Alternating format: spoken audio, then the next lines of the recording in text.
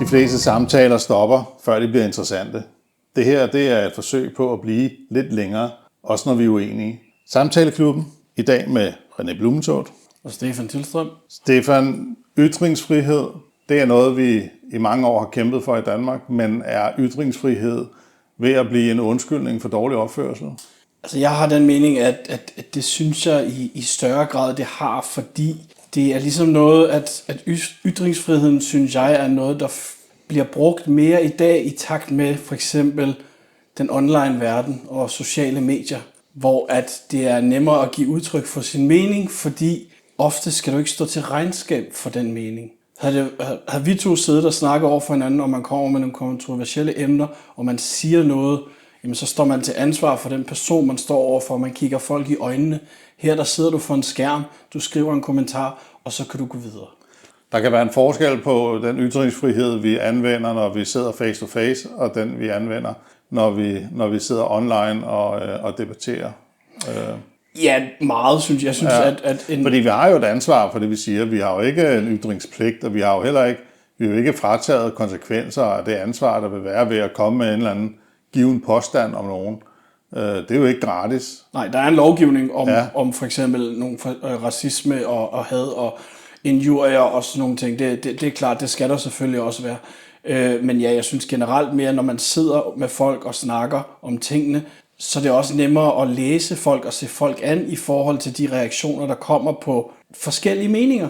Hvorimod på nettet, jamen det er bare nemmere at slippe afsted med en smart kommentar eller at skrive et eller andet, fordi ofte så bliver man ikke rigtig stillet til regnskab på samme måde. Kan du selv finde på at komme med en ytring, der måske ikke er sådan helt stueren, bare for ytringens skyld eller for reaktionens skyld? Nej, det har jeg. Jeg kan godt mærke, at lysten er der, tendensen er der. Ja. Men 9 ud af 10 gange, der når jeg stopper mig selv og tænker, er det virkelig nødvendigt, at det er, fordi som du siger, det der med, at vi har ikke ytringspligt. Og der er jo kæmpe forskel på ytringspligt og ytringsfrihed. Ja. Du har lov til at sige din mening, men det er ikke altid, du skal, synes jeg. Så jeg kan godt være en gang imellem, jeg lige snubler lidt og kommer til at skrive en kommentar. Men det er simpelthen, fordi jeg bliver så frustreret over nogle af de ting, jeg læser, fordi folk på nettet, tonen er virkelig hård. Og så virker det så også som om, at den der dårlige opførsel, så når folk ligesom bliver, hvis der er en eller anden kommentar, hvor folk bliver lagt for had, fordi de har skrevet et eller andet, jamen så bliver det som sådan en forsvarsmekanisme. Jamen, jeg har ytringsfrihed. Ja, så er det en dårlig undskyldning. Ja, så er det en dårlig undskyldning. Ja, så bliver den dårlige opførsel til en dårlig undskyldning for, at det har man ret til. Ja, det er jo aldrig, i hvert fald hvad jeg læser, det er jo aldrig den civiliserede samtale, hvor man modargumenterer for og imod og så videre på nettet. Det er jo den der lidt med, at du har sagt et eller andet, eller jeg har sagt et eller andet, og jeg skal bare have ret, og hvis ikke du synes det samme som mig, eller synes min mening er forkert, jeg har ytringsfrihed. Det er sådan en, man sådan slynger ud for ligesom sådan last dance, hvor at måske argumenter ikke virker mere, fordi at man har tabt den ene eller den anden part. Men er det så ikke en idé bare at gå for sådan en samtale? Det her taler jo ind i hele metalaget omkring, hvorfor vi overhovedet har lavet samtaleklubben. Det er jo netop, at vi er dårlige til at være uenige, fordi at vi tyr til sådan nogle elementer af, det har jeg ret til at sige, eller skyder folk ting i skoene, og så videre. Jeg tror det er blevet en dårligere opførsel, fordi igen, på nettet er det bare nemt at skrive et eller andet og komme videre med sin dag. Sluk sin computer, sluk for Facebook, sluk for Instagram eller et eller andet. Og det er den der, som du siger, mangel på civiliseret samtale. Det er jo i den grad det, der gør, at det er så nemt at slippe afsted med det her og blive ved med det her, fordi det er svært at sætte sig ind i den anden sted, når du sidder bag en skærm, og du læser et eller andet, fordi der har du kun din holdning. Men hvem skal så bestemme i samtalen? Altså, hvem er det, der skal afgøre, det her det er dårlig opførsel, det gider jeg ikke være med til, eller det her det er ytringsfrihed? Der er jo nogle retningslinjer, både lovgivningsmæssigt, men der er jo også nogle på Meta, for eksempel, altså Facebook og sådan nogle ting, at hvis du skriver nogle ord eller kommentarer omkring et eller andet, jamen så for det meste så opfanger metaen det så, og så rører du det, der hedder for eksempel Facebook-fængsel, hvor du får din konto lukket i en dag eller en uge, alt efter hvornår du nu har gjort, eller du kan ikke kommentere på noget, men det er jo ikke en straf. De fleste folk, som jeg kender, der har været i det der, de griner af den straf, der er. Jeg synes, det er et godt initiativ, men jeg synes, det er lidt svært at finde ud af, fordi det vil kræve enormt mange ressourcer, hvis der skal sidde mennesker og gøre det her, fordi så er det jo deres holdning, der skal ind over den ytringsfrihed, der bliver ytret der, og så har du lige pludselig en helt anden samtale. Alternativet er jo det AI, der skal gøre det, og hvornår er sprogmodellerne gode nok til, at de kan afgøre, det her det er et udtryk for dårlig opførsel, eller det her det er et udtryk for, at den og den person har ret til at sige det, vedkommende mener. Det er jo nok der fremtiden leder hen, hvor men nogle gange så føles det jo også lidt som om, at nogle af de metaer, der er, og AI-modeller, der er, det er noget, der er der, fordi de er blevet pålagt det. Det er ikke oftest, i hvert fald mit indtryk, at dem, der har lavet Facebook og de andre, Twitter og alt det der, det er ikke et brændende ønske, de har om at give restriktioner til deres brugere. Det virker i hvert fald ikke sådan. Tror du, at Meta, som ejer Facebook og Instagram, og tror du, at Elon Musk, som ejer X, og Donald Trump, som ejer True Social, eller hvad det hedder, tror du, de helst vil være restriktionerne for uden? Jeg kunne i hvert fald godt forestille mig, at Donald Trump og Elon Musk gerne vil være for uden. For nu har jeg læst nogle af de ting, hvor der bliver skrevet, at folk bliver jo svinet til på det groveste. Og omvendt er det jo så sådan, at hvis folk ligesom giver igen, så er det så, at jamen, så farer de op i en spids, fordi de egentlig bliver mødt med deres egen medicin. Men så er det jo bare to, der laver en mudderkamp, og det kan jo være underholdende at se på. Ja, underholdende, men det videreudvikler også bare den der dårlige debat og den der mindre civiliserede samtale, fordi hvis en person er så høj magt, han kan sidde og svine folk til på sociale medier, så kan jeg også sidde på en eller anden ekstrabladet og skrive, at du er da bare for dum, eller ud med alle indvandrerne, eller død over islam, eller du ved sådan et eller andet, fordi de ser folk gøre det andre steder. Du ser det også i valgkampen, fordi meget af valgkamp og annoncer, det foregår på sociale medier, og der er det bare nogle gange mudderkastning, der giver views og interesse. Så hvis dem og højere op i systemet, de ligesom opfører sig sådan også, selvfølgelig lidt mere civiliseret, men det tror jeg oftest bliver fortolket til, at jamen, så gør vi det også bare selv. Altså, bare fordi man kritiserer nogen, man kritiserer dem skarpt, man kan måske også bruge nogle øgenavn, det er vel ikke nødvendigvis ensbetydende med, at det er dårlig opførsel, og det skal ophøre. Det kommer an på, hvad intentionen er, synes jeg, med at komme med øgenavne. Og hvis du prøver at modargumentere for nogen og sige, det der, du siger, det der er helt hen i skoven, du må da være tosset. Der er forskel på at skrive det, eller så skrive, du må da være fuldstændig sindssyg, er du retarderet menneske, tag dig dog sammen, eller hop ud for en bro, eller sådan. Altså, det bliver meget hårdt, rigtig hurtigt at læse og høre på. Og nu var der jo også på et tidspunkt, jeg ved ikke, om jeg sådan er helt med indover, men der var jo en sag med Mark Zuckerberg og noget på Facebook, hvor at der var nogle piger, der var blevet lagt for had, hvor de havde mobbet hinanden og online opslag og sådan nogle ting, hvor nogle af pigerne faktisk endte med at begå selvmord. Hvor at han blev bedt om at sige undskyld i retten til de mødre og andre piger, der stod der. Og det gjorde han dårligt. Men at den del af det ikke bare et spørgsmål om, at vi generelt skal være bedre til at være mennesker, at mange mennesker måske i virkeligheden bare er dårligt opdraget. At det ikke nødvendigvis er, fordi det skal gå ud over vores ytringsfrihed. Jeg tror, mange er dårligt opdraget på sociale medier.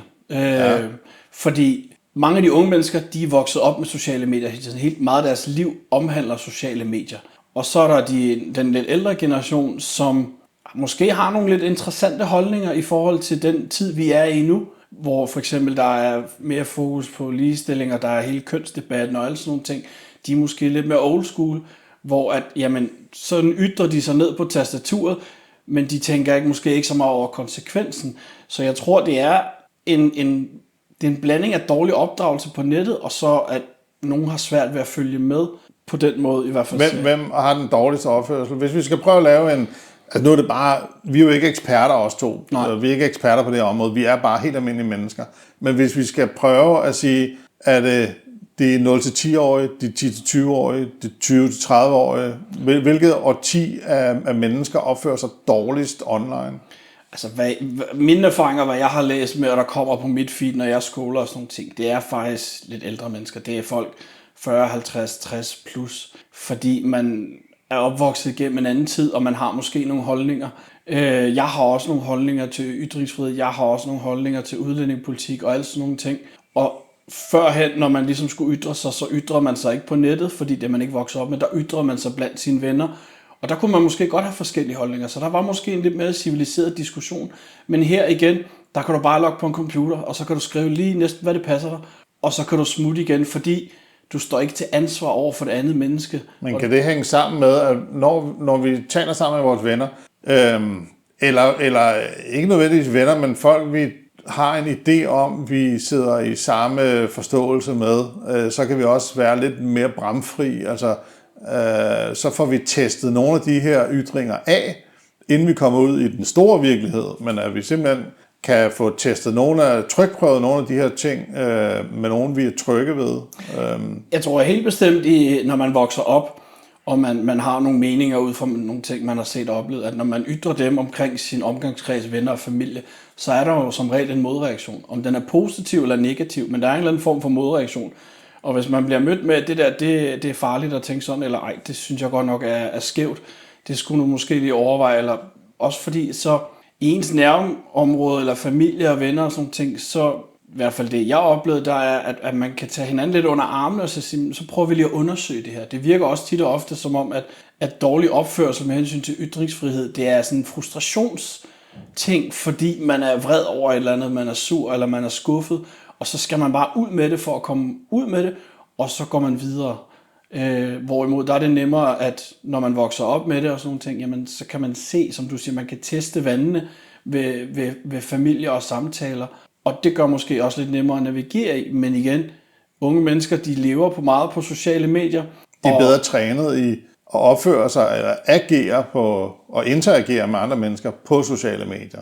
Ja, fordi de er mere online end... Ja, men tit og ofte, så synes jeg også bare, at jeg oplever en tendens til, at i dag, der er det nemt at lade iPad'en opdrage og være babysitter. Mm-hmm. Jeg har da venner og bekendte, som når deres børn kommer hjem fra skole, så sidder de med iPad'en eller computeren i 3-4-5 timer hele tiden, og scroller på TikTok og diverse ting. Altså hjernen bliver jo fuldstændig ristet.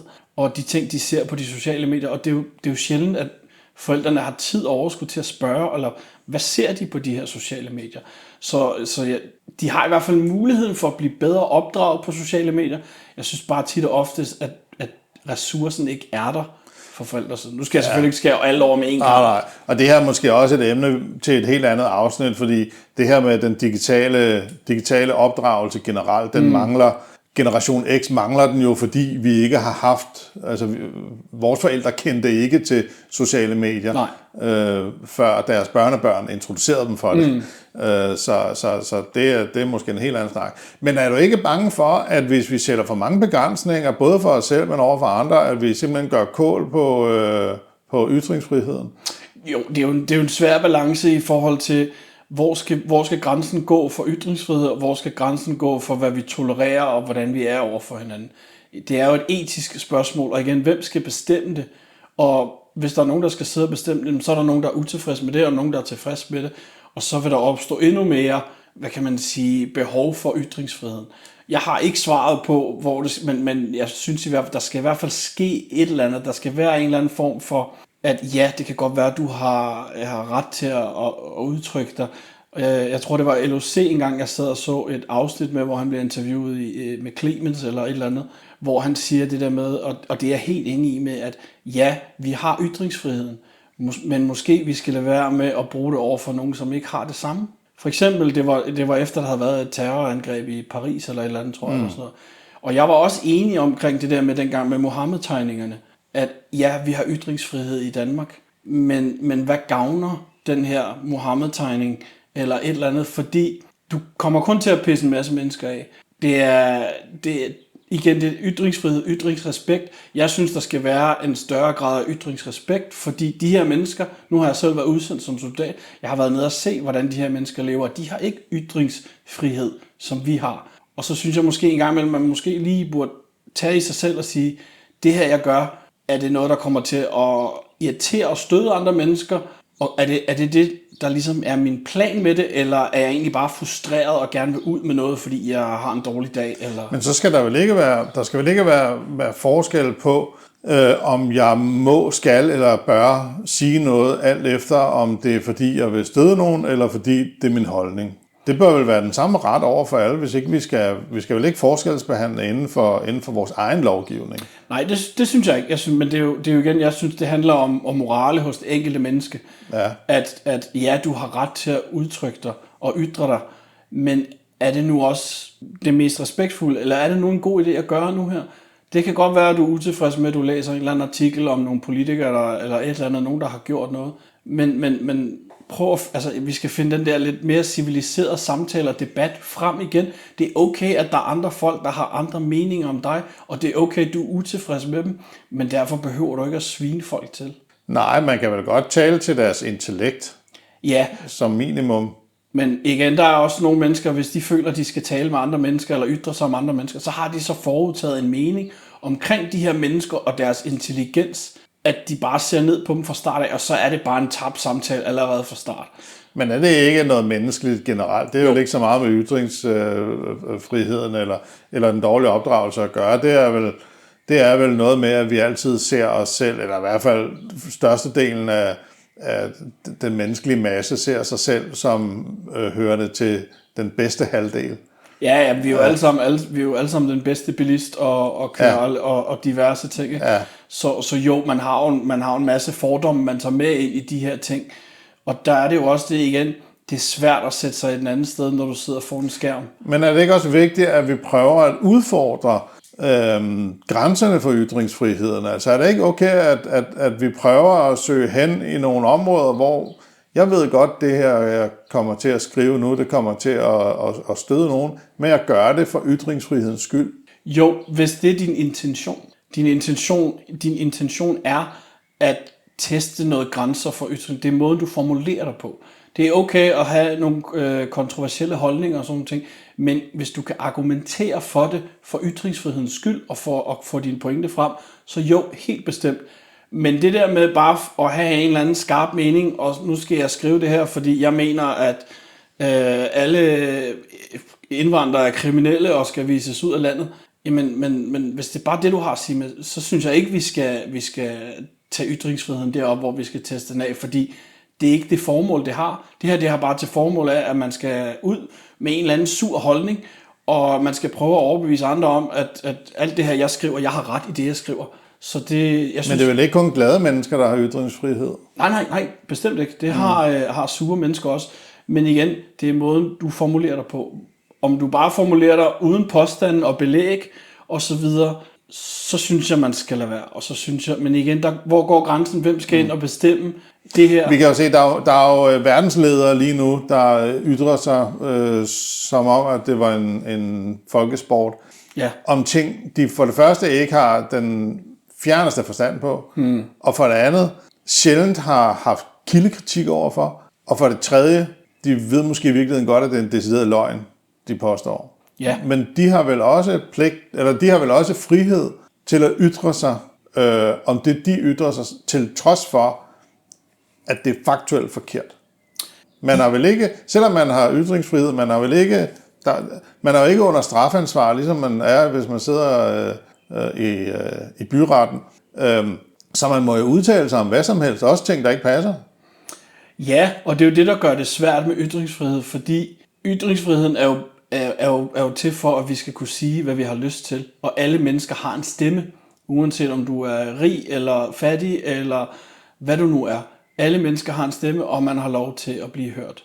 Men balancen er svær, fordi når folk sidder og lyver på sociale medier og bevidst gør det, men igen, hvem af os skal så gå ind og sige, det her, nu straffer jeg dig, fordi det du siger. Men igen, der er jo nogle love inden for, at der er nogle ting, du ikke må sige, og det synes jeg også er fair nok, fordi ellers så, altså alt det mudderkast, vi har lige nu, det bliver jo kun 10 gange værre, tror jeg, hvis der slet ikke var nogen regler og restriktioner på det her område. Men igen, der er også nogen, der har siddet og sat de her retningslinjer, og sagt, sådan her bliver det, og dem er der også nogen, der er utilfreds med. Men der er altid nogen, der vil være utilfreds. Er du selv blevet mødt med det her såkaldte Facebook-fængsel, eller lignende? Ja, det er jeg et par gange, men det er ved at være nogle år siden. Okay. Og det var hadfulde kommentarer, men jeg har reflekteret over det efterfølgende, og der var det egentlig ikke, det var ikke så meget det der med, at jeg skulle have min mening ud, fordi jeg rent fagligt eller sagligt havde noget at byde med. Det var mere sådan en frustration med, ligesom hvis man har slået fingeren, du ved, så man bliver lige vred et øjeblik. Ja, altså man bobler simpelthen over af irritation, og det går så ud over noget, eller det rammer ned et sted, hvor det i realiteten ikke har en skid at gøre. Præcis, og det er jo det, der er så nemt med sociale medier. Du kan bare gå ind og finde et eller andet, og det er jo også noget af det, der er der, når du scroller på Facebook. Altså, du ser 2-3 opslag af det, du følger, og så er der en 2-3 reklamer, eller måske er du interesseret i det her. Altså, du bliver hele tiden, fordi den der meta er der med, så har han været inde på det her, så synes han, det her er spændende, så fodrer vi fuldstændig med det her. Og hvis du har været inde på noget, som er samfundskritisabelt, som krig, økonomi, regeringer og alt muligt, jamen så bliver du stopfodret med det her hele tiden. Så du bliver også hele tiden mindet om, hey, du kan lige skrive noget her og mene noget om det her. Og jeg tror, at måske der skal være lidt flere begrænsninger i forhold til det. Hvordan havde du det inde i dig selv, da du fandt ud af, at du var blevet låst ude fra Facebook? Og hvor lang tid varede det? Det var en uge, tror jeg. Ja. Og jeg var faktisk ret ligeglad. Det var sådan, jeg kunne ikke kommentere eller noget som helst, men jeg kunne godt skrive, eller jeg kunne godt se. Jeg kunne bare ikke kommentere og sådan nogle ting. Men det havde ikke nogen effekt for mig. Fremtiden var måske sådan, fordi det er jo sådan, der er jo forskellige længder, og du kan få op til en måned, tror jeg, uden at være sikker. Men da jeg havde fået en uge der næste gang, der kunne jeg godt mærke, at den der tendens til, jeg kunne også bare brække mig ned i tastaturet nu her og skrive et eller andet pis. Ja. At det var sådan, så får jeg sgu en måned. En måned skulle alligevel lang tid. Ja. Så det gjorde noget, det gjorde noget ved din egen ytringsfrihed. Du blev censureret, måske ikke så meget af Facebook, men måske mere af dig selv. Ja. Er det sundt? Det selvcensur? For så lægger man vel også låg på det, man inderst inde mener og føler. Jeg mener også, det er okay at en gang imellem at lægge låg på sig selv, fordi det gør vi stort set i hverdagen. Altså, du kan da godt gå forbi en sød pige på gaden og synes, hun er virkelig flot og smuk, men der lægger du også låg på dig selv for måske at lade være at stå og stirre på hendes numse. Det er ikke alle, der gør det. Nej, præcis. Nej. Men igen, der handler det jo også om det menneske, man er. Og om man måske har den selvindsigt nok til at sige, det her, jeg gør nu, er det smart? Er det godt? Er det god opførsel? Er det noget, du reflekterer meget over, din måde at interagere med verden på? Ja, meget. Jeg prøver så vidt muligt at opføre mig så pænt som muligt, og jamen for eksempel, hvis jeg handler i 7-Eleven, eller jeg vil gerne bede om, eller ja tak, og mange tak, og i lige måde, og sådan nogle ting. Men det er fordi, jeg har den baggrund, jeg har med militæret, og der er kæftrit og retning og sådan nogle ting. Og jeg har også andre gange, hvor jeg sidder og bander og svogler og ting og sådan nogle ting, men jeg gør det for mig selv, fordi jeg har ikke et behov for at bruge min ytringsfrihed. Jeg ved, jeg har den til, hvis det nu er, men jeg har ikke behov for at skal ytre mig hele tiden om alt muligt, fordi oftest så bliver det jo noget, man enten ikke har sat sig ordentligt ind i, fagligt eller sagligt, og så bliver det der mudderkastning med, at jamen, jeg mener det her, fordi jeg har engang læst den her, men den artikel, du har læst, har du egentlig lavet kildekritik ved den? Det kan være, der er også en eller anden, der bare har siddet, og så har han lavet noget AI-billede med et eller andet, og sagt, jamen prøv at høre her, sådan og sådan og sådan.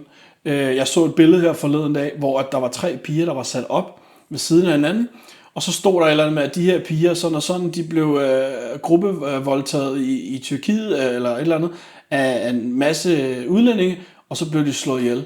Og så sidder, jeg kunne godt mærke det der, og jeg bliver harm over det her. Det er altså, indvandrere, du ved, sådan. Men så var der faktisk en, så tænkte, nu læser jeg lige kommentarfeltet, fordi det er garanteret pis. Og der var også en, der skrev, ja, den første pige, hun døde i England i 2000 eller andet, hun druknede. Og så det var nogen, der havde taget det demonteret. Præcis. Ja. Men igen, det er jo også bare meget af vores liv foregår på sociale medier, og du bliver hele tiden mødt, hvis du hele tiden skal og begynde at tænke over, jamen passer det her? Så du bliver måske mere ramt følelsesmæssigt først, når du læser alle de her ting, og det har du ikke rigtig tid til at reflektere. Men tænker du ikke også nogle gange, når du sidder på, det kan jo være det sociale medier, det kan være noget, du læser i en avis, jeg har en mening om det her, der er så vigtigt, at jeg er nødt til at gøre brug af ytringsfrihedens kræfter for at få verden til at forstå mit budskab. Og jeg er nødt til at sige det her. Jo, jeg havde en episode for noget tid siden, det var, at jeg arbejder som fodboldkontrollør. Og der var jeg inde til pokalfinalen arbejde mellem FCK og FC Midtjylland. Og der var en hel del fyrværkeri og pyve, der blev affyret. Og så, du ved, fordi jeg åbenbart har været derinde og sådan nogle ting, så når jeg scroller, så kommer der sådan noget Superliga-fodbold op, og FCK kommer op i mit feed. Og så er der en masse kommentarer, hvor folk, de der vagter, de står bare og sover, og de burde fyres, og hvem fanden er det, der lukker de her mennesker ind, og sådan ting, hvor jeg bare sådan, nu bliver jeg simpelthen nødt til at skrive min version og ytre min mening, fordi jeg har faktisk stået i det her. Men igen, det bliver også sådan en halv vredt, fordi jeg skrev også til nogen, så siger, ved du hvad, du kommer bare på søndag, der spiller de mod Randers. Du får min vest, og så kan du bare vise os andre, hvordan det skal gøres. Det glæder mig. Jeg møder kl. 11, vi ses. Men igen, det er sådan en frustration, fordi at når man læser på så meget idioti, synes jeg selv i hvert fald, det var, men der havde jeg den der følelse, at jeg bliver simpelthen nødt til at sige noget. Jeg bliver nødt til at ytre min mening. Kunne du ikke bare forlade... Jo, det kunne. Altså, jeg ved godt, her er der taler om, at det går ud over din faglige stolthed. Det må jo være der et eller andet sted, den rammer. Den rammer, ikke? Men folk har vel også ret til at sige, at det du gør, det er ikke godt nok. Eller det synes jeg ikke er godt nok. Ja, selvfølgelig har de ret til at synes det. Og jeg respekterer også, at de folk, der synes, at vi ikke gør det godt nok. Men som jeg skriver til de mennesker, vi kan ikke finde alt. Vi må ikke visitere folk i skridtet. Vi må ikke rode i folks tasker. Vi må bede folk om at tage ting op, og så må vi mærke udenpå. Hvis folk vil smule noget med ind, så smuler de noget med ind. Vi havde også 10-15 mennesker, der crashede en gate og slog 2 af vores kontrollører ned og løb ind. Altså, det kan vi jo ikke stoppe. Det er herre fru Danmark, der står der. Så man skriver, det er ikke bodybuildere, der er Muay Thai-eksperter, der står derude. Det er helt almindelige mennesker, der står der, og vi skal også passe på os selv. Altså, ligesom når de siger, jamen, hvorfor går I ikke op på tribunen og fjerner, jamen 2 mennesker, der står og fyrer romerlys af, der går du ikke 2-3 kontrollører op blandt 5.000 fans. Altså, det er en slåskamp, du taber uanset hvad, fordi de hjælper hinanden. Men igen, det er det der med, at jeg tror, når jeg ytrer min ytringsfrihed, så er det fordi, jeg tror det måske fordi nogle gange jeg føler, at jeg er lidt bedrevidende, fordi at jeg har en anden holdning, og jeg har måske noget erfaring omkring det, de siger noget indenfor. Og vil ligesom prøve sådan faktuelt at sige, jeg oplever det altså sådan her, fordi sådan og sådan har jeg prøvet.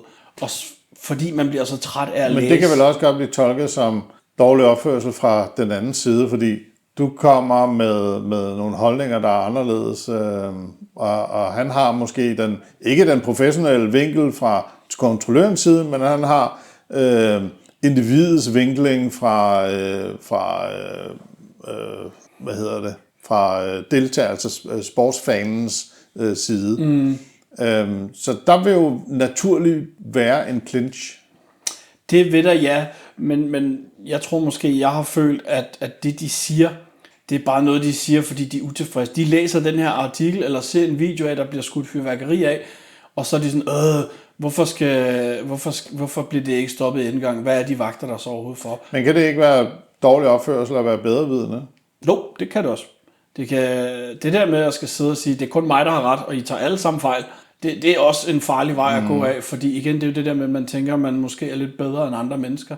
Og det var også derfor, jeg var sådan lidt inde og reflektere og sige, jeg tror måske egentlig, jeg skrev det, fordi jeg føler, jeg ved bedre. Ja. Men jeg gjorde det af faglighed, faglig stolthed, fordi jeg rent faktisk har været der, og jeg gjorde det ikke for at føle mig bedre end dem. Jeg gjorde det for ligesom at få luft for den frustration, jeg følte ved at læse de her kommentarer op og ned igen om, at vi bare er nogen, der sover i timen og ikke gør vores arbejde. Så brugte jeg min ytringsfrihed til ligesom at svare igen på en mere eller mindre respektfuld måde, fordi det er det, jeg prøver på. Jeg kan godt tabe sutten en gang imellem, men hvis jeg gør det, så gør jeg det op i hovedet, og så kan jeg for det meste godt lade være at skrive noget møg på sociale medier, men det glipper for selv den bedste. Jeg er ikke perfekt, men jeg tror virkelig mange mennesker kunne have godt af at lige stoppe op og være lidt mere selvreflekterende og tænke på, jamen jeg har ret til at sige det, jeg nu gerne vil sige, men hvad godt gør det, hvis det er bare for at sige noget? Altså det er okay at sige noget, men du skal også, jeg mener, du skal have en mening med det, du siger, om det er så godt eller dårligt, men nogle gange det med bare at kaste op ud over tastatur, for at såre andre mennesker eller et eller andet, det synes jeg er forkert. Og med de ord, Stefan, der vil vi sige tak for det her afsnit. Du har lyttet til Samtaleklubben i dag med René Blumentoft. Stefan Tilstrøm. Vi bliver ikke nødvendigvis helt enige hver gang, men det er heller ikke meningen.